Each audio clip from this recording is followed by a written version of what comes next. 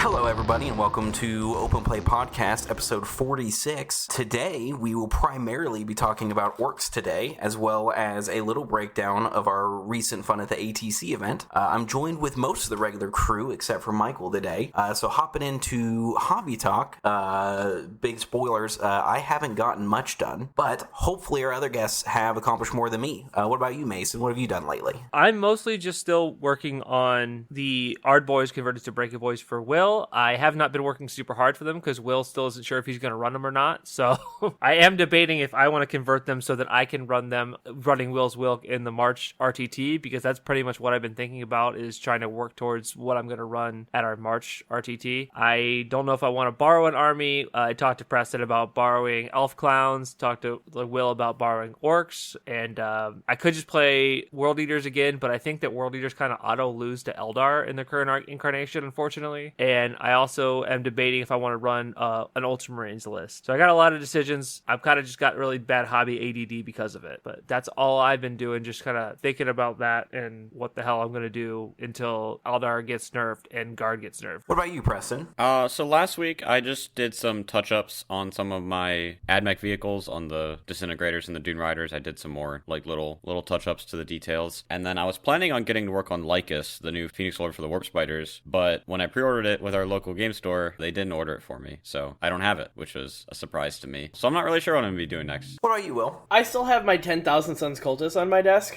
and they're taunting me because I'm very nervous about how I'm going to do this army, and I just got to eventually get on the horse and just do it. I will probably, over the course of this week, since I have this week off, I'm probably going to do a Demon Prince for our boy Fabian, because he asked me to, and I want to paint an Emperor's Children model. I've got some ideas for cool conversions for it, so I'll probably do that, and then I'm probably going to do 10 Seekers, because I'm going to hard pivot to Seducers of Sinesh for a little bit until they get hard nerfed, which could be any time. Sounds like a lot of fun. And with that, Will, I guess we'll let you kick it off in our main topic of discussion, getting into and playing the faction known as Orks. Alright, so you're looking to get stuck in, lads. No, I don't like that. All episode. That accent sounded a little bit racist, and I can't quite put my finger on why. I'm not sure what stereotype it's pulling on, but it's pulling on one of them. Alright, so real talk, we wanted to do deep dives for a while for our main factions, and obviously I primarily play Orks, so that's what we're doing tonight. So I'll start things off. Orks have a reputation in 40k. They are the comic relief of the setting. They are the jobbers. When somebody needs to lose and lose badly, Orks take that L. So if you're looking to get into Orks and you're like, oh, I want to win all the time, you're playing the wrong faction, brother. You need to pick up them Ultramarines, because Orks don't do it. Orks have their wins in lore, and they've recently got a couple cool books and that sort of thing, which we'll get into later. But Orks are not the winners of 40k. They consistently are the comic relief, but they are hideously evil still. Make no mistake. Some of the recent books, like Brutal Cunnin, War Boss, and the Gaz Anthology, they're amazingly well written. If you're looking to explore Orks a little bit,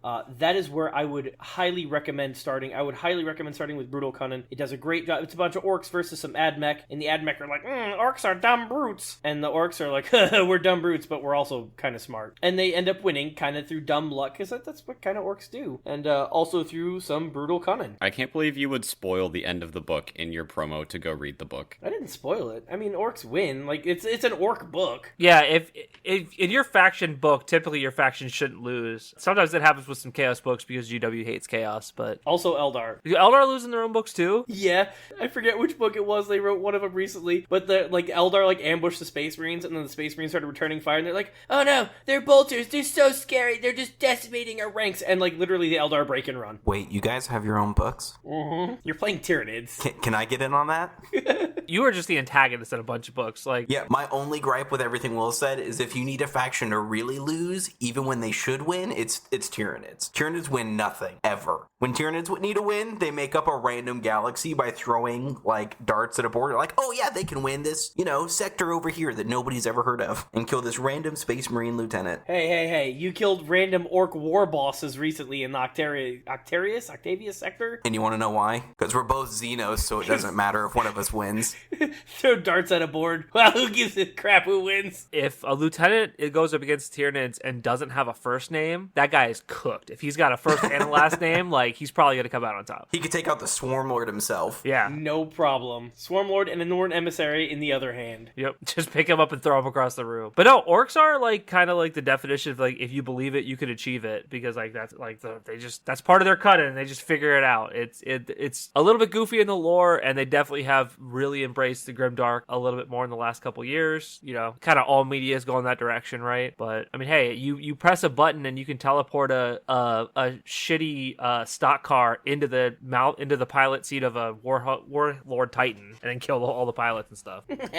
So yeah, orcs are, to kind of further Mason's point, orcs are the comedic relief. What they do believe, it's not, so they have this thing called a gestalt field where their collective consciousness influences reality. It does not break reality, regardless of what all the memes say. I want to point that out there. It's more like reality lubricant. It's like a petroleum for reality. Like, they can, boss, did we gas up the truck before we left? Yeah, of course I gassed it up. And everyone goes, oh, the boss gassed it up, so the truck probably runs a bit longer without gas. Yeah, they're not really doing the whole like, oh, this isn't an engine, this is a painting of an engine. Like, it used to be like Ed and Eddie machinery mechanics, like where it shouldn't work but it does. Now it kind of like a little bit actually is real. It just works better than it should based on what they have. Yep, like yellow things are more splody, red things are still faster, purple things are still sneakier, but it doesn't, it alters reality slightly. So how they're on the tabletop, I'm going to give a little bit of a historical look and a little bit of and so just for context, I've been playing since the beginning of 8th edition. Orcs are a combined arms army. They typically have a much stronger focus on melee over shooting, and they do have like psychers that they can kind of use to support weird boys, and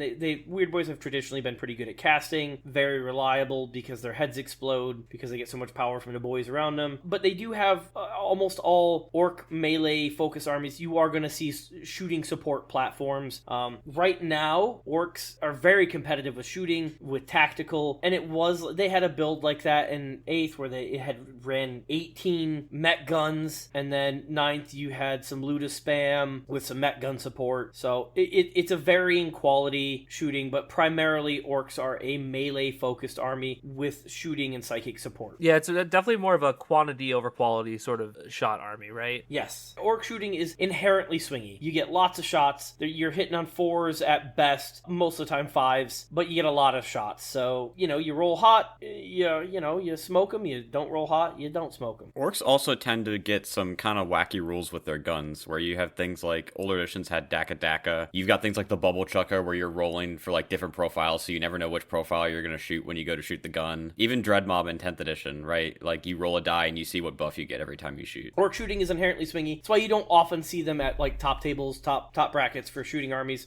It's just not reliable. And the thing that wins games is reliability. All right, next point. Orcs are not an inherently fast army outside of specific detachments. Rather, they have bursts of speed. So like this edition, you can call the Wa, and for an entire turn, you get advance and charge. And orcs now, in this edition, move 6 inches, whereas before they moved 5 inches base across the whole army. Now, I know what the ladies will tell you, but an inch makes a lot of difference, everybody. An inch makes a whole lot of difference. It's the difference between getting across that wall and not. It's the difference between making that charge and not. It's a huge deal. And the Wa in 10th edition, I don't really like the Wa in 10th edition. I liked the 9th edition Wa better, where it was a big burst of power, and then it slowly tapered off. Now orcs in 10th, if you're going wide, like with a melee army, you better hit real hard and real wide on your Wa turn, otherwise you're out of luck. You're going to lose all your killing power the following turn, you're going to lose your invul, and your army just collapses. So I don't particularly care for Wa in 10th edition. Yeah, the 6-up invulns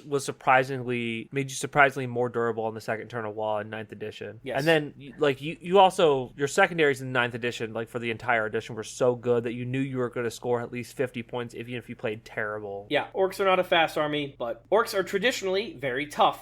They have reasonable access to invuls across large swaths of the army. For an entire turn with the Wa, you obviously have a 5-up, but you can reasonably access invuls for the most part, right? Via big, and this has been traditionally too. Big mechs with custom force fields, certain HQ units can grant invuls, and orcs have a relatively high toughness stat. That has kind of been their shtick. So an orc body right now is base T5. That's really good. That's tougher than a Space Marine, so that's pretty good right there. Back in 8th and 9th, they were only T5, but you gotta think, you're talking 20 bodies that have a 5-up invul and a 5-up feel no pain at T4. That's a lot of damage to chew through, especially if you stuff 30 of them in a squad. Currently, you can only take 20 boys in a squad, which I'm okay with either way. But yeah, orcs have traditionally had access to feel no pains and invuls, and we are a very high stat army. Orcs inherently have kind of high stats. Oh, the truck randomly has an invuln when you're talking about invuls. Yeah, that's what I'm saying. Like, large chunks of orcs armies,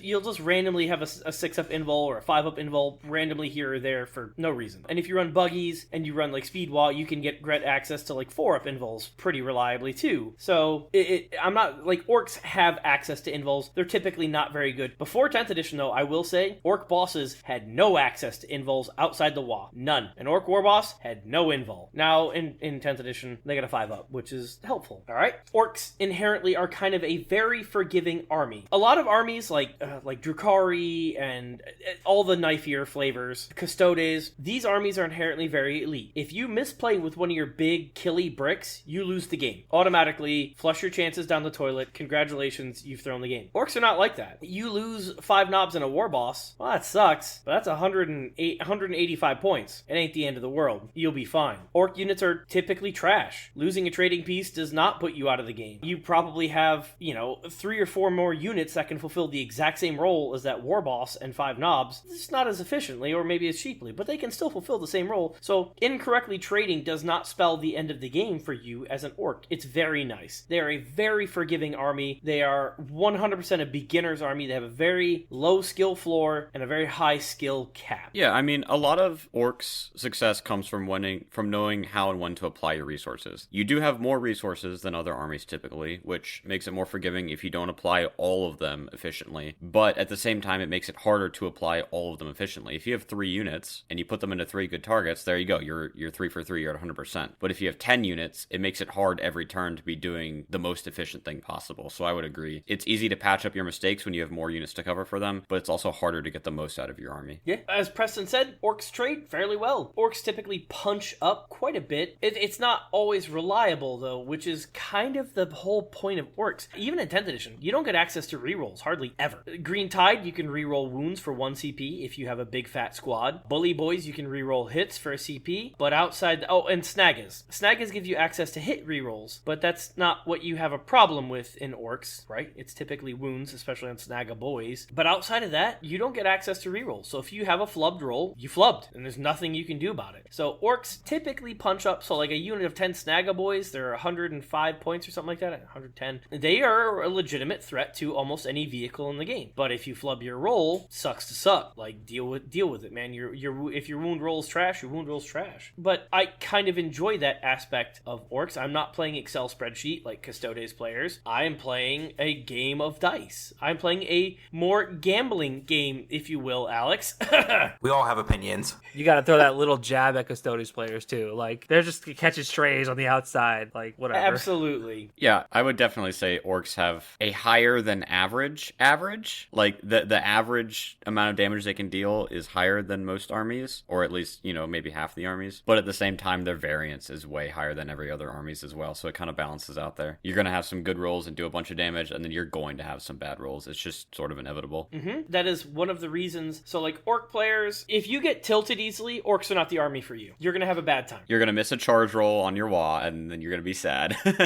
You're going to get mad at your opponent, you're going to get mad at your dice, and it's going to get awkward for everyone, and just don't do it, man. Like, orcs have a reputation, orc players typically do, as rather well-mannered. It's a game. I'm here for fun. So if you get mad about rolling snake eyes and not getting a reroll, don't do it, man. Go play Excel spreadsheet with Custodes or something, man. And just to point out, we had one of our Custodes players recently go, yeah, I totally agreed with you, Will. After my blade guard whatever lost fights first, I had to actually learn how to play the game, and I'm like, thank you. Okay, so orcs can play as a vehicle-heavy faction, but it's rarely that I have ever seen them historically do that. There was a brief period in 9th edition where buggy spam was all the hotness with freebooters, because your Daka Jet would fly across the board, blow up something, and give a 30-inch bubble of +1 to hit for your whole army, so your Rucker Truck Squig Buggies, with all their indirect, would be just nuking Space Marines from across the board, hitting on 3s or 4s or something stupid. Orcs have a lot of units that your opponent will say the name to you, and you'll be like, what the hell did you just say? That's not a real real thing. Like Rocket Truck Squig Buggy, every time I hear it, I'm like, that's not real. You can't tell me that's real. Yes, Mason is correct. Yeah, orcs are, a lot of silly names. They're the Zogrod Wartsnaga. They're the comedic relief, everyone, as we've hit on. But, alright, orc vehicles have traditionally not been spammed. You will see, in almost every list, you're gonna see trucks. Trucks are great. Truck transport, so orc dedicated transports, I say dedicated transports, trucks and battle wagons have varied from pretty good to amazing every edition I've ever seen them in. So from 8 onward, trucks are a mainstay of every army. They're so good, they're cheap, the wrecking ball hits kind of hard randomly, they're fast, they're tougher than they should be for their points. So, and then you'll occasionally see vehicles here or there. Killicans, even outside of Dreadwa, are not bad. They're just other units that do it more efficiently. But orcs traditionally have been a foot slogging heavy army. You'll see a lot of infantry, especially with the new units like Breakaboys and Tank Bustas. You're going to see a lot more foot slogging from those cats there too.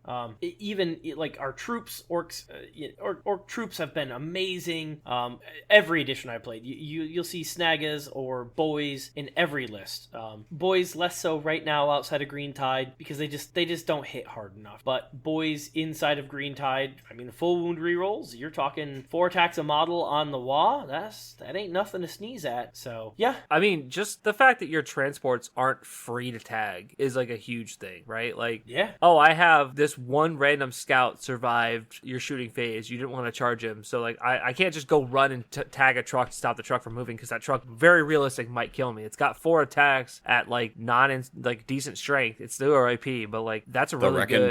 The wrecking ball always makes you think twice. It could just like randomly hit you for 6. Yeah, I think I've had a wrecking ball when I was in Warhorde, roll a 6 against Angron, and I did 2 wounds, and it was you, Mason. I know it was you. It's always me. And my wrecking ball did like 8 damage to Angron, and you're like, what just happened? And I'm like, I don't know. Whenever you explain that, like, oh yeah, I spiked really hard against this player, it's always me. Hey Mason, you remember when Angron went into the Demonofuge? Yeah, like you passed like 14 4-up saves without a reroll, and then you're like, I'll just pass the last one, and then I killed like the little random elf, and the other guy was still just there.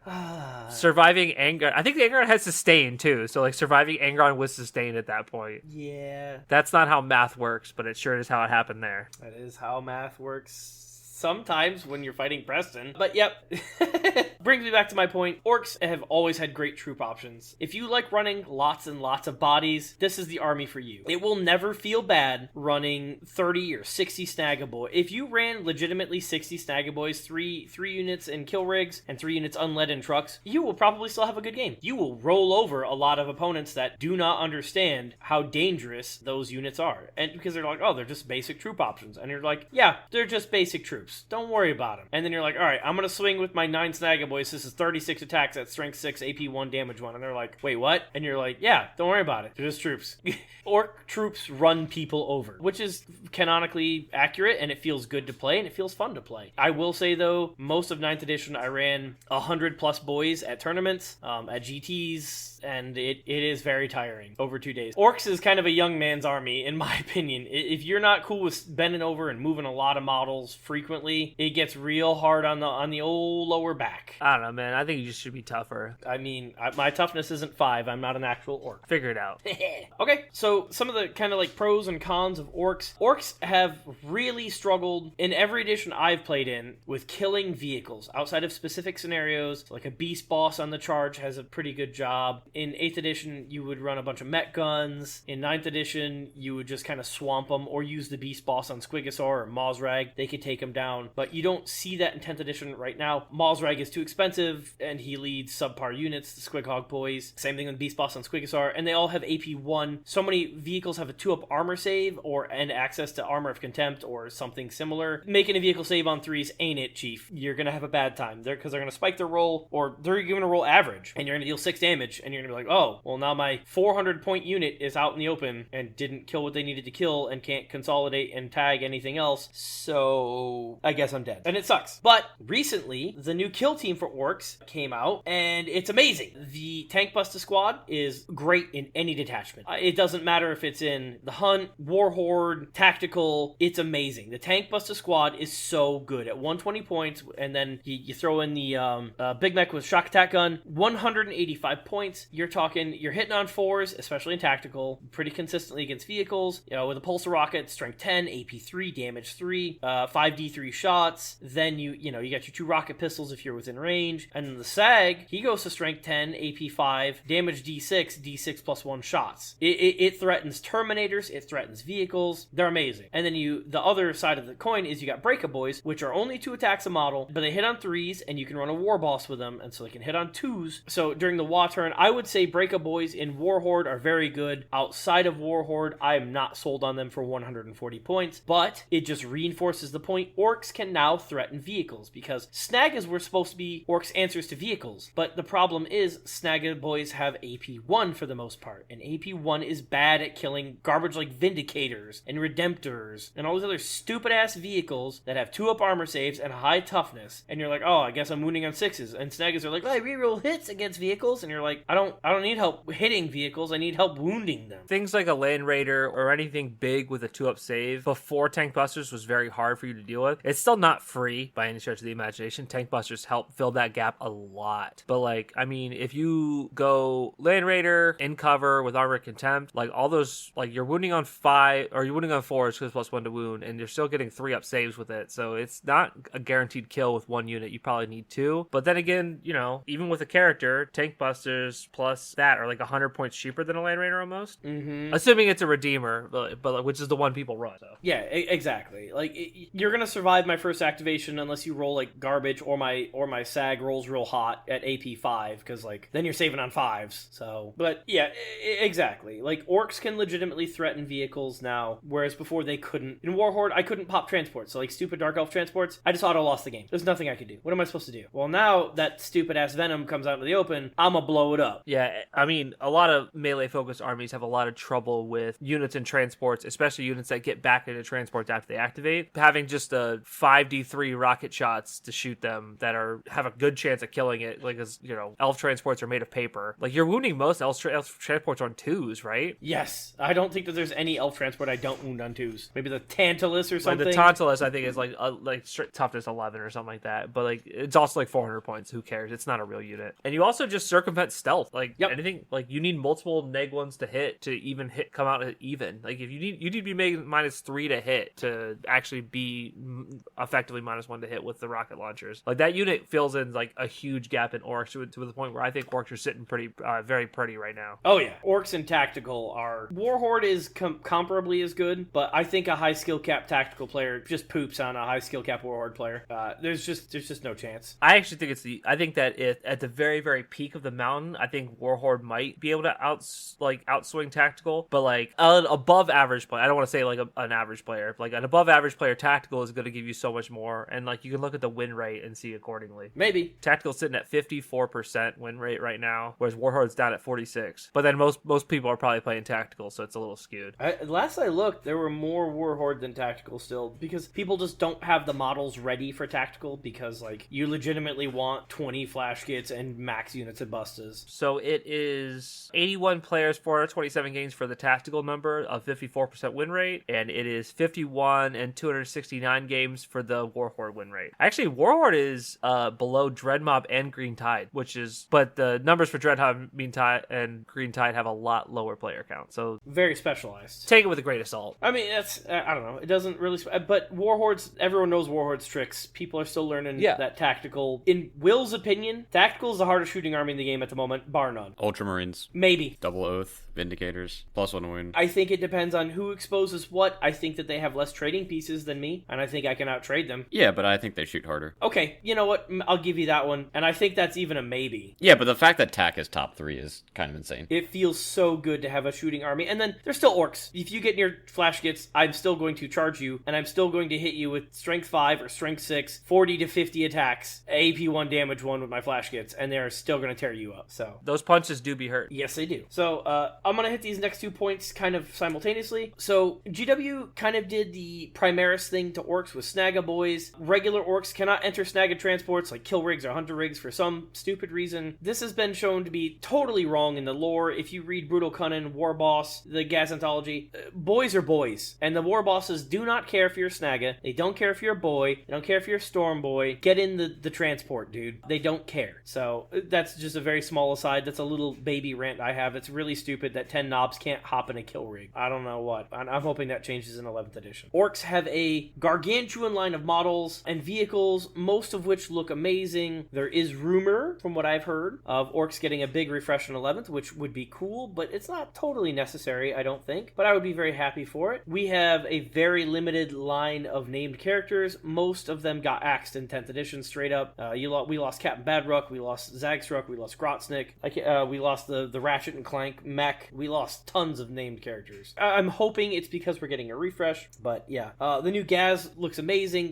They released him 9th, I want to say, and he is dreadnought sized. He's a proper prime orc. He's a big, chunky lad. And in 9th edition, his stats match that. In 10th edition, he's a glorified mega knob, which kind of sucks. But, they did the leader system, so I guess whatever. I won't complain too much. Gaz, as a faction leader, is super interesting to read about. He speaks High Gothic. He strategizes. He's got the voices of Gork and Mork inside of his head. He's a very interesting faction leader, and he's super cool to kind of follow, and it's interesting. It's nice when you have an interesting faction leader. Like, I like Gulliman. Whatever, hate all you want. I think Gulliman is interesting. I think that he, having an interesting faction leader brings your enjoyment of the faction more deeply. So Gaz is right there. And then kind of on the same model front, Age of Sigmar. Don't sleep on Age of Sigmar for orcs, right? Huge amounts of the Age of Sigmar line either can be direct conversions or you can proxy them and no one will even know or care. So like Brutes and Ragers, you can run them as Mega Knobs. They're on the same size base and they look like friggin' Mega Knobs. So, if I literally just brought 6 Brutes or Ragers and I was like, these are Mega Knobs, chances are my opponent would go, because they don't even know what Mega Knobs look like and they don't care. You can run Ard Boys as Snagas or as Knobs, or even as in Mason and I's case as Breaka Boys, because they are thick, they look appropriate, and they look cool. Weird Boys, Age of Sigmar Weird Boy blows the hell out of the 40k Weird Boy. Do not buy 40k Weird Boys, they're fine cast, they're trash. Buy the Age of Sigmar Weird Boy, it looks infinitely better. You could run an Ard Boss as a Snaga Boss, as Beast Boss. You got Hog Riders as Squig Hog Boys. The whole line, both lines for like the Iron Jaws and 40k Orcs, they just match perfectly. So don't sleep on any of that. I encourage you to kit bash proxy. A good chunk of my 40k army is just Age of Sigmar models that I just run them as 40k, and my opponents are just like, they don't know what it is. I tell them that's a Rucker Truck Squig Buggy, and Mason goes, Yeah, and especially, I don't know if I'm the only one out there that really has this issue, but with all the dynamic poses they make with models right now, it means that like you have 10 guys that look really cool, and then there are 10 identical twins right next to them, and that's kind of like, I don't like that personally. I want to have a variety of different kind of shapes and size creatures in my army. So being able to incorporate those Age of Sigmar guys is pretty cool. I couldn't agree more. That's literally why I incorporate Age of Sigmar models, not because I don't like the 40k models. I love 40k Squig Hog Boys. They're great. They look amazing. But I have 24 of them. I don't want to paint and build and run the same squad 3 times. I won't do it. I refuse. I refuse to run the same monopose thing 3 times. I'll buy some Age of Sigmar, and then after that, I'm printing some stuff because I'm not running the same squad 3 times because I don't think it looks cool. It doesn't look thematic. So, yep, totally agree, Mason. So, as I've kind of mentioned previously, Chapter Master Valorak, I know I'm giving him a shout out. He posted a video where he leaked that Orcs are the big bad of 11th. That'd be amazing. I would love to see that. Recently, we had a war boss that was introduced in Brutal Cunnin, Ulftak Blackhawk. He got a model, he got rules, and they were good, and his points were reasonable. And then they insta-legends him. And my ass went to red. I was so mad. I was like, why? Why would you really... And his rules were not, like, crazy. He gave a squad of knobs deep strike, which is really good. He cost 110 points. And then he also added, like, +1 to hit and wound against Titanic vehicles. Totally reasonable. You might bring him for the deep striking, 10 deep striking knobs with rapid ingress is real scary. Real scary. So, but, like, it didn't deserve to have him insta-legends. I have no idea why they did. They released a plastic model, and then it's just, I'm so mad. It is weird. It would be really strong now with the new changes to WA. Yeah. Because now you rapid ingress 10 knobs behind a terrain, you call the WA, and then all of a sudden that you're guaranteed a charge towards something. Yeah, that would be nice, but oh well. I'm hoping that they give him and they bring back prolific characters like Captain Badrock. He's all over the Ork lore. He's all over lore in general. He's a menace. He's the most prolific freebooter captain. He takes bribes and then he promptly robs his employer. Mad Doc Grotznick. He's getting a new book. They have not released, but on 12 February they showed that the Black Library is releasing a new book. And for those of you who aren't aware, Mad Doc Grotznick built Gazgul's body. He took randomly huge parts from like randomly huge orcs and he shoved them all together into like this like Frankenstein monster creator, and he glued Gazgul's head back on after Ragnar cut it off, because Gork and Mork said Ragnar's gonna cut your head off, and Gazgul went, sounds good, bosses. And so Grotznick glued his head onto this giant orc body, and that's how you have the current day Gazgul. And he has his own battle wagon. Now I'm going way too far hoping that Mad Dog Grotznick gets a pain wagon model. That would be too much to hope for, but it would be cool. But yeah, he's supposedly getting a new book later this year. They don't give an exact date, but that'd be amazing. And then Orks need some refresh. We're not like Eldar were until recently, because Eldar got a ton of love recently. But like Mega Knobs look really goofy. 40k Weird Boys are still fine cast and they look stupid. Knob Sculpt is a little it's okay. Same thing with the War Boss and Burnas and Ludas.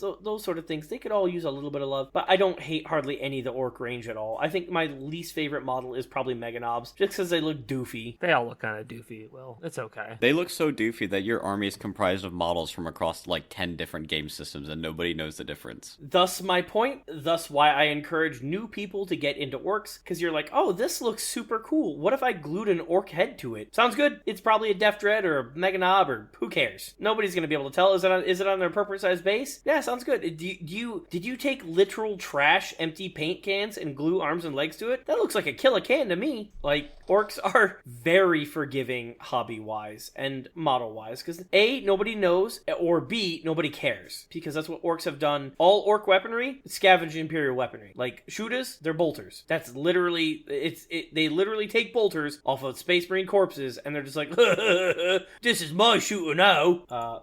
As far as access to Ork models, it's always been good. Ever since I entered the hobby in 8th, you can find job lots on eBay, you can find job lots on Facebook, people getting out of the hobby, and they're job lots in the sense that like a lot of stuff, arms are going to be missing, shooters are going to be broke off. It's not a big deal. You go and ask a random Ork player at your local game store, hey man, I'm looking for four Choppa arms. Chances are they'll come back with a tote the size of like a small country and be like, take your pick. I know, because I have the tote the size of a small country upstairs with Ork bits, because I just have so many. They're very easy to transport, very easy to play. For the first probably 4 years I played, I didn't have a magnetic case. I just threw them in a bin and they would just slosh around and it was fine. I would lose like an arm or a weapon every now and again and I'd just glue it back on. Orks are hilariously easy to transport. They don't care about getting broke. Even if you break one mid-game, who cares? They probably all have power claws or big choppas anyways. You just tell your opponent before the game, they all got power claws. Right? Who cares? So it's lovely. They're very forgiving to buy into and then just go play games with. Orks are great for that hobby side. Meanwhile, the chaos spikes will all just snap off, and all of a sudden it looks like instead of a spiky halo, it looks like just a regular like circle around the guy's head. Am I a loyalist or not? I can't decide. The answer is always no, but Christmas boxes, combat patrols, battle force boxes, we get a lot of love. We get lots of Christmas boxes. Combat patrols are good. Everything has tons of value. We receive a lot of love from GW in those temporary boxes. Even like, so the Big Mecha Shock Attack gun was sold out like crazy after the Tank Buster Squad release, and everyone was like, oh my god, I need a Shock Attack gun. Well, they were back in stock like a week later. GW shows Orks a lot of love. I will freely admit that. I love the fact that you can get that. And then I will say, just from Will's kind of personal experience, the Ork community is one of the most welcoming and shareable communities. You're getting into Orks and you're like, man, I really wish I had 5 knobs. Chances are one of your local Ork players is going to hear you and just roll up with, you'd be like, dude, I got a box of 45 of them. Do you want 10 of them? Because Orks used to, you used to get tons of knobs per box of boys and you didn't need all the knobs, or you get them in the Black Reach board game box, and they just don't, you just don't need 80 knobs, but you have 80 knobs. So what do? do with them, you just give them away, because like that's just what Ork players do. I don't know. Anyone can comment on that, but I find Ork players to be very welcoming. I think that Ork players are... Will's always bullying me every chance he gets. I want you to play Orks. I made an Ork list. I'll share it with you after this. I don't know how I feel about it, though. Everything seems bad, probably because it's all Orks. They're Orks. They are bad, Mason. You just have to get over that. They're not Exalted 8-bound. Well, they should be. That'd be pretty cool. No, then they'd raise my points and I wouldn't like it. Yeah, that's true. Then you would be able to field 50 guys just chilling. 50 on the low end of how many guys you've run.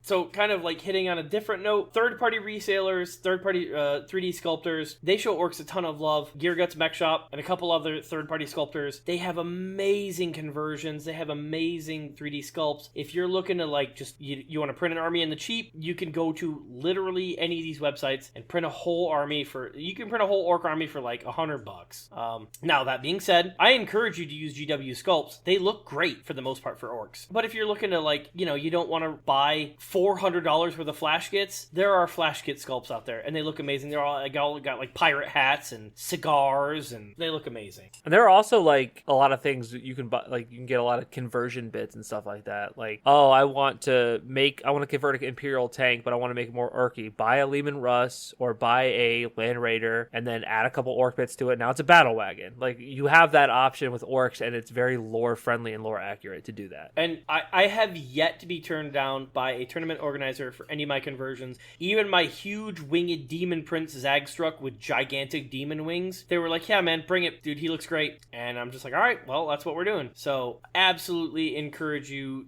Orks give a lot of creative freedom when it comes to that front. There's so many bits you can strap whatever bits you want to, and it's probably Ork, and it's great.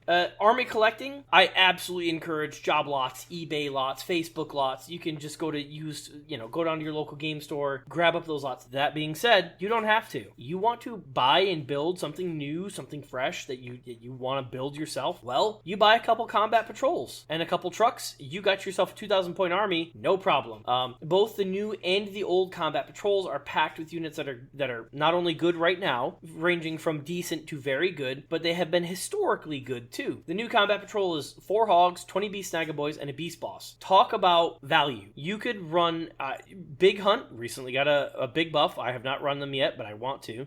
You buy 2 of those combat patrols, that's all, you're sitting close to 1,000 points. You buy a couple trucks, a couple kill rigs, and you have a 2,000 point army in no time, and it's competitive. You can go 2-1 at your RTTs once you get good at that army, no problem, because hogs are, while not the best unit, they're fine. They're great skirmish pieces, and beast snagaboys with beast bosses are amazing. They're great. And then, as I said earlier, so you get 20 snagaboys in that box and only 1 beast boss, but you want to run another boss, well, go buy an Age of Sigmar model. They're cheaper, they look different, and I'll real talk, I own 0 beast bosses, official beast bosses. I own entirely Age of Sigmar models for my beast bosses because they look better. Yeah, the guy with the dragon skull on his shoulder looks just dope. I honestly for a while thought that was the real beast boss model. Nah, that's my special boy. Dude, he makes me so happy. Look with your special boy. Mm-hmm. And then the old combat patrol, which you can still pick up for super cheap, is 3 Koptas, a Death Dread, some boys, and a war boss. The worst unit in that whole box is the Death Dread, and the Death Dread isn't even bad. It's just not amazing, but it's not bad. Like, if you bought 2 of those and 2 of the other combat patrols, well, that's a 2,000 point army, and that's a scary ass 2,000 point army. You could swap out a couple of the Koptas for trucks, and you have a list that can go 2-1 at quite a few tournaments. I love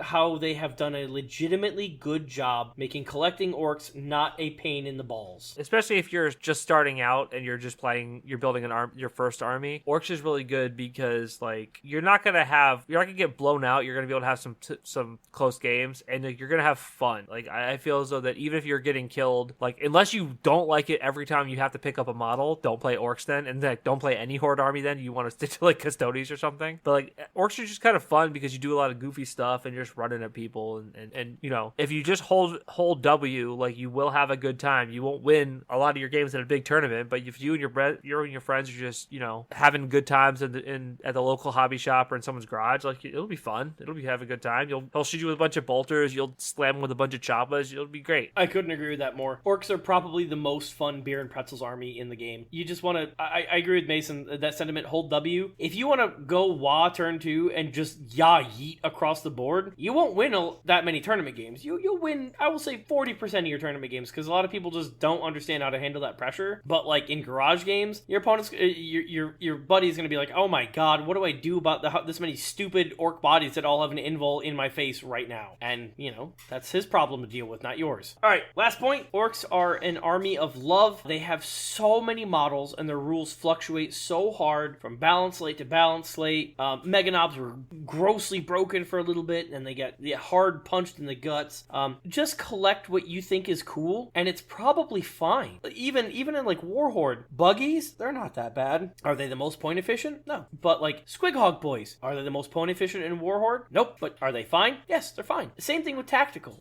Orcs right now are the best they have ever been. It hands down. Between tactical, Cult of Speed, Warhorde, you can find a style and an army that you enjoy, and it will be moderately competitive, even if you're running suboptimal units in any of these detachments. And I didn't include Hunt and all that stuff, but like you can find something that works for you, is enjoyable to you. Orcs have a huge range of models, and if you're on the fence of like, I don't know if I'm going to enjoy them, it's like saying, when people say I don't like Texas is the size of a small country, brother. What part of Texas did you go to that you didn't enjoy? Orcs are the same way. What part of Orcs don't you enjoy? Oh, I don't enjoy the melee aspect. Well, run tactical. You can outshoot anybody in the game, almost. You don't enjoy shooting. Well, run Warhorde. You'll be fine. You want to run a bunch of buggies? Run a bunch of buggies. Cult of Speed. You want to run a bunch of big fat hogs? Great. Run the big hunt. You're gonna have fun. If you run silly nonsense, run Dread Mob, and either kill your opponent or kill yourself, or both at the same time. We're not allowed to say that. You're gonna get us demonetized. Oh wait, why?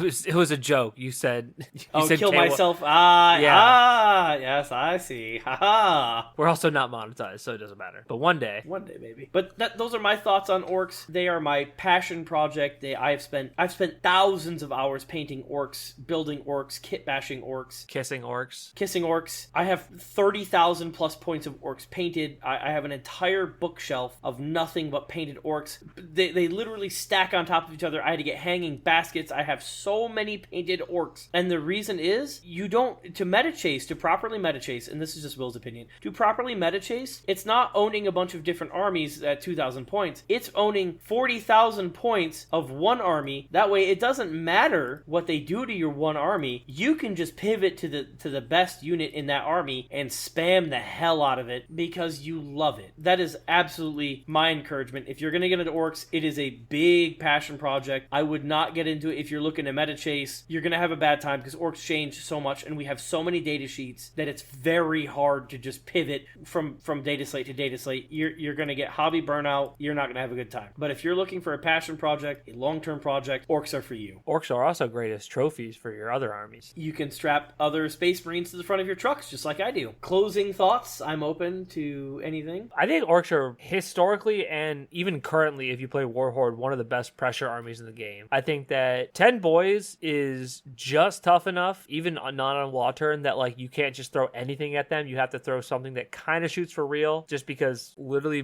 put you on the back foot with just 10 dudes coming out of the center. Like, okay, now you have to do something. Do you want to expose something real to my entire army, or do you want to let me score 15 points on primary? Preston? I don't really have anything to add to what you've been saying at all. All right, fine. You've been covering it. Preston was DMing me that like orcs are stupid. Why are we having this conversation? We should just boot Will off the Mason, podcast. You can't say that on the podcast. sorry. We'll edit that out. Nobody wants to boot Will from the podcast and pretend orcs don't exist anymore. Alex, do you have anything to input? I think that you have covered the joy of playing orcs / misery, depending upon how it goes. Alex and I, so for kind of record, Alex and I played a lot of games in 9th edition. And it turns out Ultramarines didn't really care for orcs in 9th edition. That I just had too many bodies. Even when Alex ran, you ran like 12 aggressors that one game. Oh no, you hated that. Don't act like that went well for you. You hated that. I hated it. I think I still won, but I hated it. No, because I sat in the middle, and it was back when you could double shoot with aggressors if they don't move. And the whole thing with Ultramarines is as long as you don't advance, you count as not moving. So I could just wipe like 60 boys a turn turn with 6 aggressors. It was not okay. Yeah, that was pretty brutal. I think the only way I got around it was Luda Boys. Yeah, that was it. Luda Boys is how I hard countered you, because I was just like, let's just put 15 Luda Boys out here. Said nobody ever in 10th edition. Yeah, in 10th edition, I mean, the max is 10, so. But that's it. If you have any questions, if you're looking to pick up some Ork minis, use our affiliate, Warpfire Minis. They're great. I've ordered from him a couple times. Love his stuff. If you have questions, if you're like, what do I want to do with my new Ork army that you have inspired me to build or paint, Will, hit me up. Hit me up on the Discord, openplaypodcast@gmail.com. I'm more than happy to help you. If you want to join our OpenPlay Discord, please do so. You want any type of advice for Orks, I'm always down to help. I'm so passionate about that army. I love Orks. So that's it for me. Well, fellas, would we like to get into your experiences at the ATC tournament? So for anybody who doesn't know, ATC is the American Team Championship. It is a teams tournament circuit that is run in North America, specifically 5 and 8 player teams. So they're generally played in teams of 5. Most teams event are, but there has been a recent push in the last couple of years for 8 player teams. Oh my god. Where you have all 8 layouts in Pariah, Nexus, and Leviathan are being used at a time, and you have 8 armies. For anybody who's not familiar with teams at all, I can go over it very briefly. You get 5 players. You cannot duplicate the same army. So if I am playing an Imperial army and I take like Knights as an ally, you cannot take Knights as a standalone army as well. You can't represent the same faction twice in any capacity. Same with Chaos Demons in Chaos and Chaos Knights and all that. You also cannot take both Imperial and Chaos Knights. You can only take one or the other. With that being said, there is a pairings process in where there's a little bit of strategy in deciding who gets matched up against who, and there are 5 tables with different terrain densities or layouts, and so the pairings process also takes into account earlier matches get a wider variety of tables to select where they want to play from. And so teams is great for the obvious reason that you're playing Warhammer with 4 friends for an entire weekend, and so it can't possibly be that bad at the end of the day. But it also allows a wider expression of armies in that when you're playing in a singles event, you kind of have to gear for a take-all-comers list because you don't know what you're going to play, and it's a little bit tailored to the current meta, but at the end of the day, you need a list that can beat anybody, and you need to beat them, by a point. In teams, your team score is what matters. So everybody plays their games, and they add up their scores at the end, and you have to win by at least 25 points total, 25 victory points in order to be considered a team victory. So teams lists, you tend to gear up a little bit for blowouts because if you can get a huge lead in one game and everybody else keeps it close, that's a win for your team. They also, like I said, there is a pairings process, so you can play lists that are skewed a little bit and have maybe some, specific bad matchups, and then it just doesn't matter because you don't put them there. Now that's a bit of a restriction on your team because now you have a little bit of a crutch you need to lean on, and your team has to support you around that. But it introduces a lot of strategy, and it opens up a lot more avenues for list building that you can't see in singles just because of the way singles is formatted. So I think teams is a great format. I love playing teams. I do it every chance I get, and I would recommend you to try out, getting some friends and going to a local teams event if they come up around you. Teams was the most fun I've ever had an event, ever, hands down. I will say a lot of it probably hinges on your team captain. You need a good team captain, and Preston did amazing. Outstanding, 10 out of 10. I am a big, dumb, stupid Ork player, and I'm like, Unga Bunga, I don't know who I'm good into. I don't know what maps I'm good on. All I know is that I'm here and I must kill. And Preston be like, you want layout 8 and you want this mission. Stop being stupid. And I'm like, Unga Bunga. Yes, sir. It's a lot of fun. So we went to the ATC, I guess, qualifier pre-event. I don't know what exactly they called it. But ATC does a big penultimate event in Tennessee that's going to be later in the year. So this was just a minor event in their circuit that was held in Carthage, North Carolina. There were 30 teams that we had capacity for, so 150 players, because 30 teams of 5. And our team consisted of myself with Skitarii Hunter Cohort Admech, Mason playing a pretty standard, I would say, Angron and 8-bound heavy World Eaters list.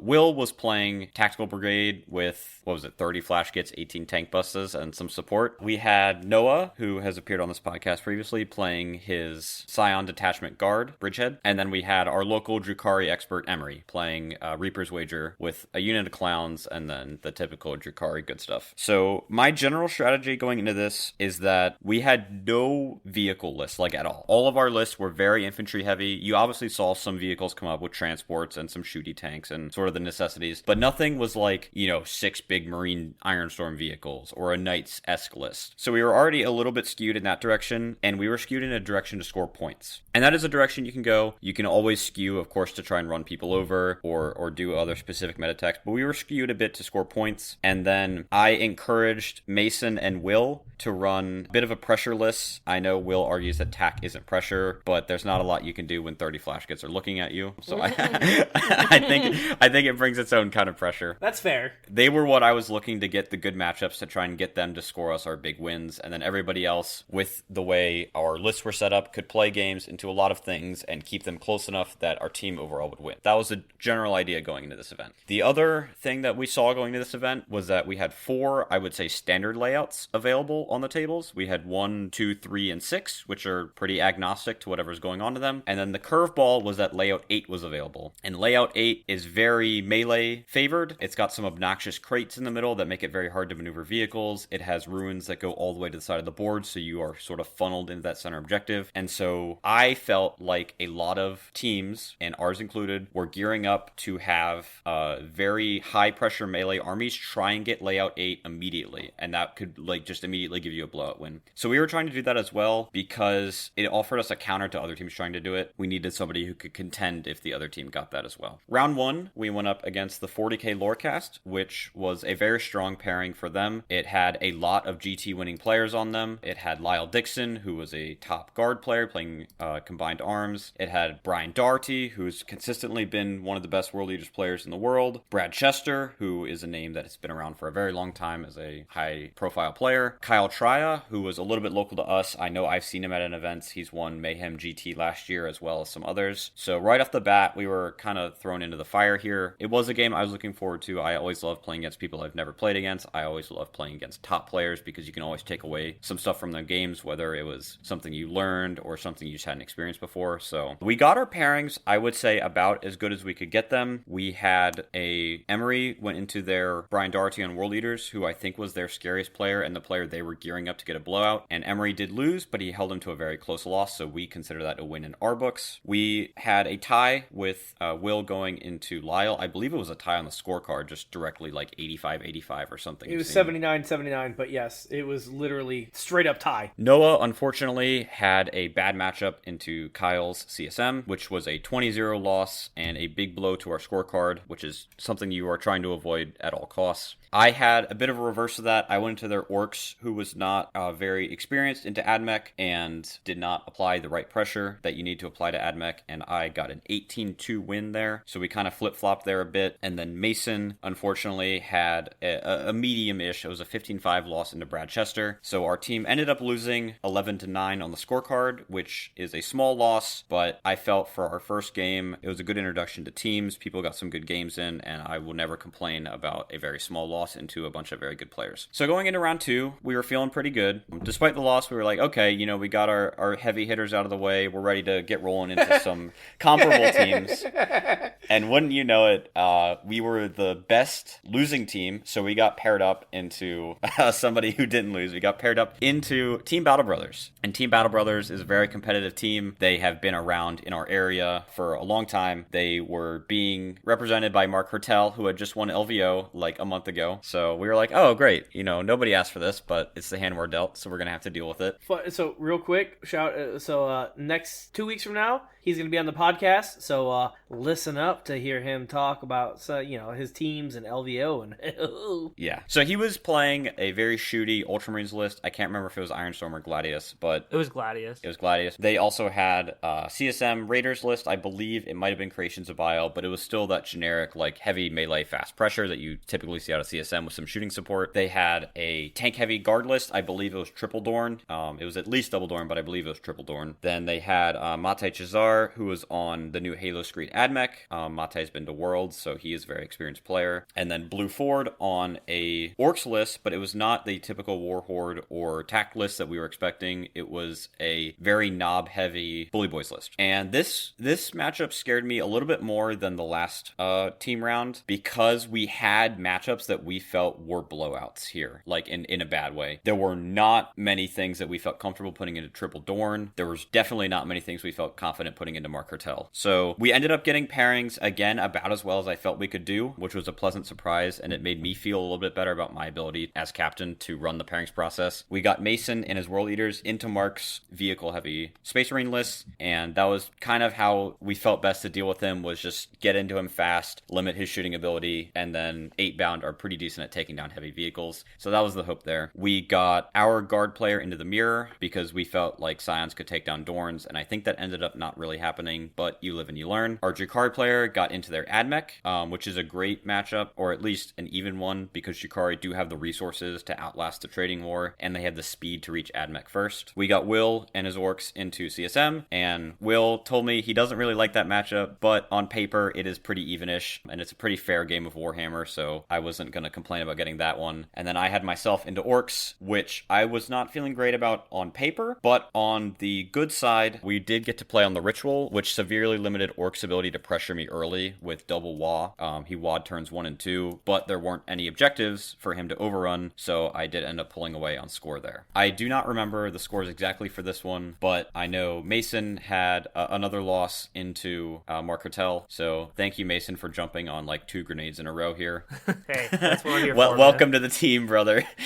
Our Jakari got a pretty good win into AdMech. I got a very narrow win into Orks, and then I believe Will had a narrow loss, and Noah had like a sizable, 15-5 realm loss into their guard as well. You are correct, and I fully take accountability for that loss. I pushed some two of my tank buster squads together to kill a bunch of possessed, and then he rolled a 6 on the advance, and he at the beginning of the game, his name was Davis, by the way, wonderful dude. If you're listening, great gameplay. He rolled a 6 on the advance for his chosen, and then I overwatched them, and it didn't matter. He killed 2 units of tank busters with like a chosen, a Chaos Lord killed 6 tank busters and the boss, and then the other 3 chosen killed the entire other tank buster squad, and I'm like, well, that's probably it. So that was on me. That loss was on me. But at the end of the day, we had enough of our wins to secure a draw with Team Battle Brothers, which is very respectable in my opinion. It was, again, another group of very strong players who are representing themselves at the highest levels. They had multiple players who went to Worlds. I'm going to say it again, Mark Hertel had just won LVO, which is the largest in terms of numbers event in the United States. Wasn't this last 2025 one the largest in history? The largest LVO in history. I believe the London Grand Tournament draws in more players, but I could be wrong. I don't think it really matters at the end of the day. No, I mean, it's a huge tournament either way. Like, it's a very, very impressive win for him. So we went into round 3 with a draw and a loss on the scoreboard, but 2 wins in my heart.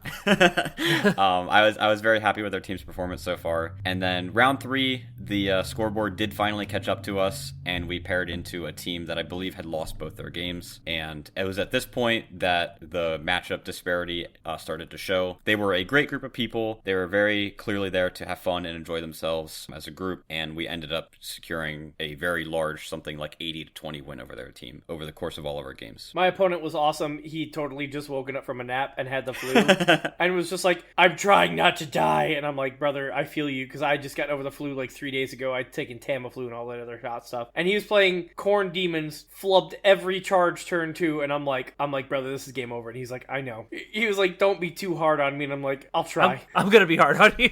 Yeah, he did pretty good, honestly. He only lost, like, I think I won 15-5. He held me back from getting a blowout. So we finished the day with a score in every category, 1 win, a draw, and a loss. Feeling pretty good about a performance overall. We go into day 2, and we go into sort of a mixed bag of teams, or of players on their team. And this is where I feel like we started to get our pairings a little worse than we would have liked. We had Mason go into a very heavy Eldar list. I believe they had the Yinkarn and the Avatar Arcane, if I remember correctly.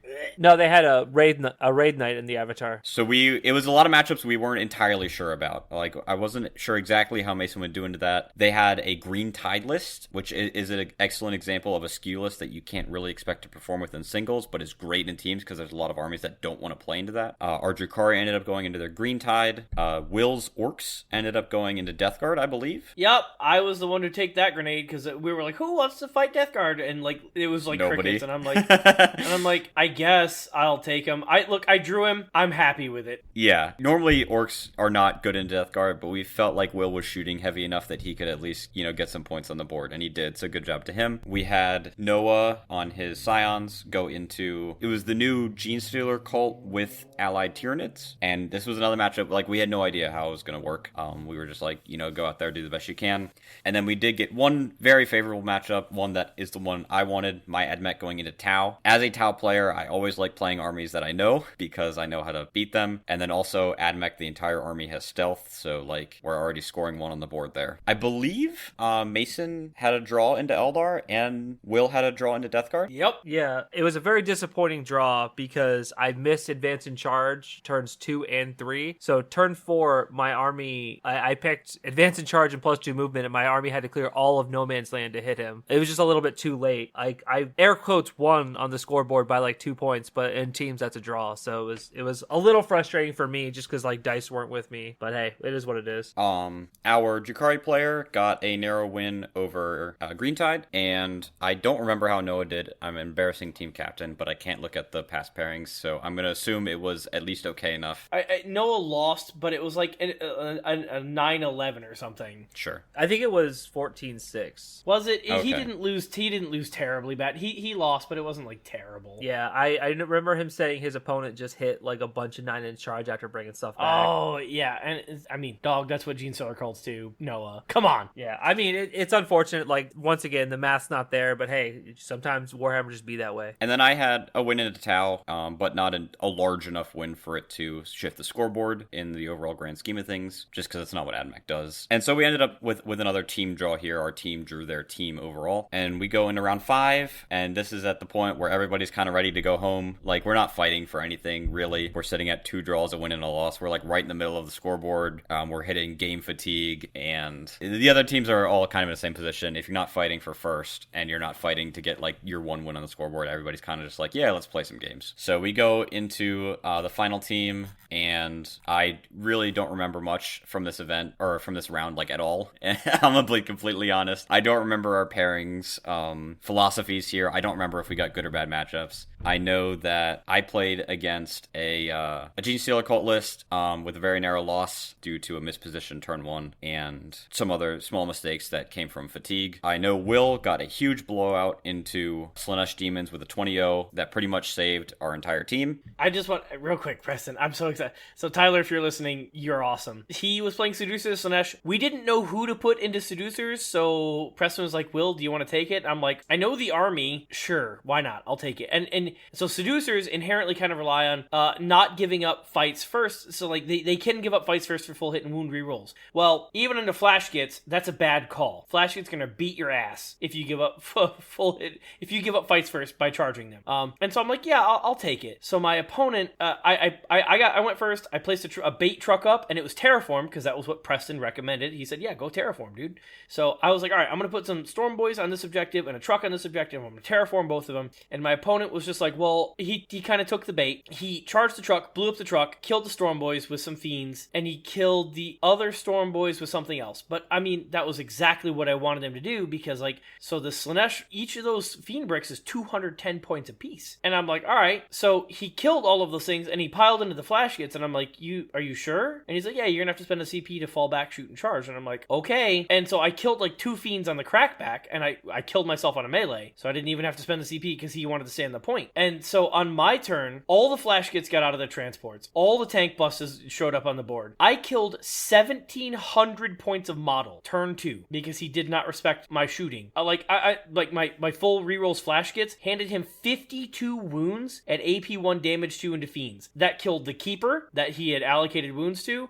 and it killed all the fiends. And then the other tank buses, and this is partially diced too. He got diced. I'm like, all right, I'm gonna shoot a 5d3 +4 blast +2 for the rocket pistols, and I'm like, oh, I rolled max. That's 21 shots. And I'm like, oh, that's 19 hits. Oh, 17 wounds. And he's just like, this dude looked at me and he's like, you have 17 wounds on rocket launchers into my fiends? And I'm like, yes. I killed his wound battery, the girls, and I killed all the fiends. And then I picked up the other fiends group with flash kits. And then the fiends in the middle, he was like, all right, surely your melee's not that scary. And I'm like, it's 10 Snaga boys with the Wah and a beast boss. I'm like, I'm hitting on 3s, and I popped sustained, and I'm like, I'm wounding on 3s. And I handed him with just the Snaga boys. Hitting on 3s with sustained, I handed him like 42 wounds at AP1. He literally picked up his models, was like, I'm done, dude. And he was like, I don't know what's happening. He's like, or why your dice are doing this. He was like, but this is game over. And I just killed so much turn 2. And a lot of it is he didn't respect my shooting, but at the same time, I literally don't think there's anything he could have done. He could have hidden, and then I'd have picked his army apart, and I'd have gotten a 15-5 versus a 20-0. But that's it. It was such a crazy game. Yeah, I do think a lot of your army just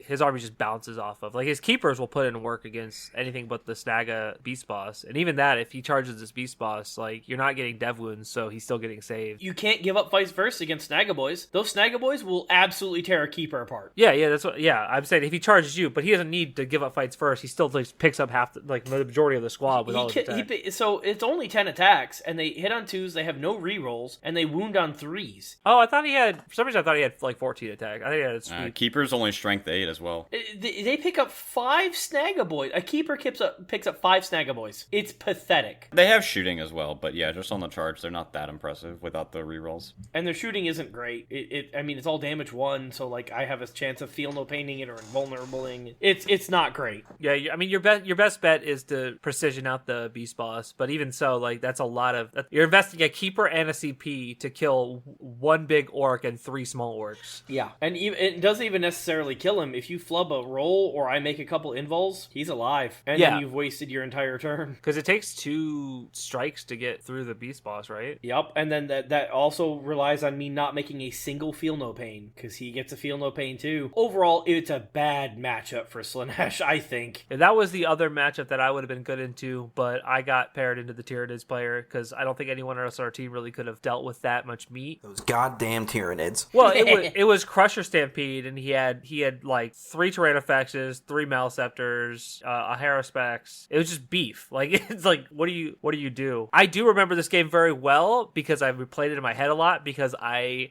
really, really misplayed. I feel as though I should have either tied or won this game, and I just, like, I full set my army. I had my damage counts wrong. Basically, I was just like, I should be able to wash 2 big bugs. Like, if I +1 to wound a 6-man A-bound, I should be able to wash 2 big bugs. Angron kills 1, the other 6-man kills another. And I rolled kind of awkward on my charge distance. He rolled kind of hot on his saves. I missed way more attacks than I should have, considering like I was in Angron. Was in Angron's aura of reroll hits, and the whole thing just like I basically just made all his bugs better because I damaged like 3 different of them and didn't kill any of them. I mean, Angron obviously killed what he was swinging at because he's Angron, but the 8-bound just damaged a bunch of bugs. It's like, all right, well now I hit on 2s with everything, so, and I just could not make a saving throw to save my life. I would love to say that I got dice, but really I just like I didn't know what Crusher Stampede did. I didn't respect it enough, so I just like, you can call it game fatigue, you can call it just a general misplay because I'm rusty or whatever, but this was a very frustrating loss for me. For a while it cast a pole over the whole weekend, but I'm kind of over it now, and now I just know next time to know what the hell I'm doing a little bit more and be a little bit more certain about when I'm charging in. I do think that ties in a lot with what Preston was saying earlier about like the breadth of lists that you can see at a team's tournament, because if the Crusher Stampede gets to pick and choose who they're up against and you can't just clear their big monsters, that sounds like a nightmare scenario for to deal with for sure. Yeah, because Emery was straight up to me. He's like, hey,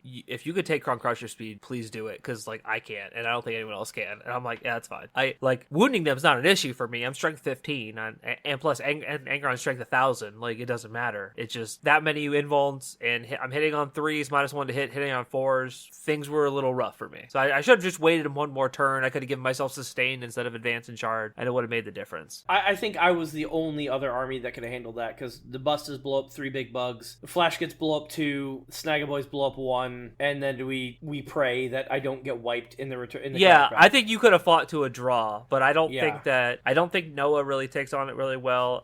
Preston, no. I don't know about you. Nope.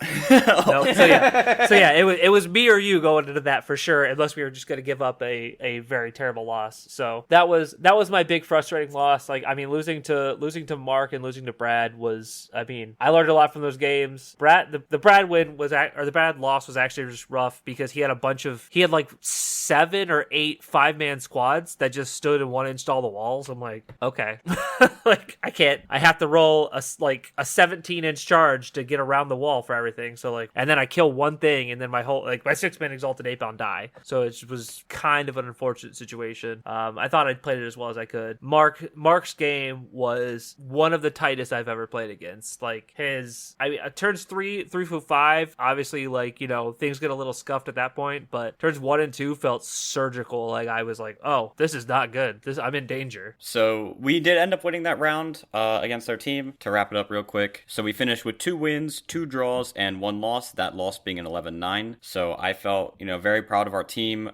We had 2 players. Will and Mason had never done teams before, and then a 3rd player, Noah, who had never been to a GT at all before. We did pretty good. Yeah, it was a good experience, I think, for everybody. Everybody had a lot of fun. We had a lot of people there that we were friends with, so it was good to hang out with them. And our team finished 10th out of 30, so right there in the top third. And then individually, I finished at number 22 out of 150, and Emery finished at number 25. We both went 4-1, so I'm pretty happy with that. The performance is obviously more about the team, but it's always good to see that up there. So I'm looking forward to seeing what Mark thought about the event next week. I'm looking forward to just talking with him in general. But for us, definitely something that I would be trying to run again. Like I said, I love doing teams. There is a local teams event that gets held in the summer, so in a few months, maybe look forward to hearing about that. And then in the future, maybe we can look at running some of our own. I will say, if you run a teams event, do not put on music. JD, if you're listening, do not stop. No music. I already can't hear my opponent. I'm old and deaf, and I worked around airplane engines for a long time. No music. And not to have our only comment about JD be shit talking him. JD and Away Games do put on a fantastic event. They supply all the terrain themselves, all the mats, all the dice boxes, all the chess clocks for every table. They provided pairing cards for all the captains so that you would have an easy time. They're very professional. They always have, judges, and they get it all set up and taken down. I've got nothing bad to say about the events they run. I agree for what it's worth. JD's amazing. His Away Games is amazing. I love going to their events. I know I'm going to have a good time. I know the judges are at least going to be knowledgeable about the game. Just don't turn it on the music, JD.